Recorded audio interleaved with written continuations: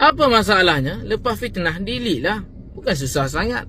Itulah yang dimainkan oleh pembangkang hari ini berkaitan dengan ekspor minyak. Malaysia ekspor minyak ke Filipin. Filipin mengesahkan minyak itu minyak Malaysia.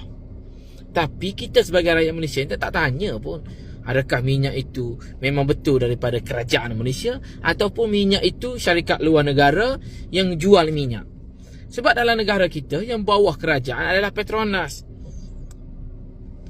Ada syarikat-syarikat yang lain yang base-nya dekat Malaysia tapi dia bukan bawah kawalan kerajaan Malaysia. Ni yang duk Rio Sari 2 ni berkaitan dengan Filipin. Ini bukti-buktinya. Senang je. Itu bukan minyak Malaysia yang di bawah kawalan kerajaan Malaysia. Macam kita lah. Kita buat minyak kan, tapi kita tak berdaftar dan kita tidak ada perjanjian dengan kerajaan Malaysia, PDA ke, kita tak boleh jual minyak ke negara lain ke. Macam Petronas memang dia terikat dengan perjanjian. Tapi macam Vitol ni, dia bebas. Dia nak jual kepada siapa? Atas kepada demand dan pasaran.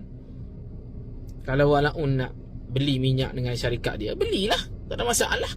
Ataupun parti PAS nak beli minyak, beli minyak untuk parti PAS dan agihkan kepada penyokong-penyokong PAS. Silakan. Faham tak? Fitnah delete. Fitnah delete. Ini masalahnya.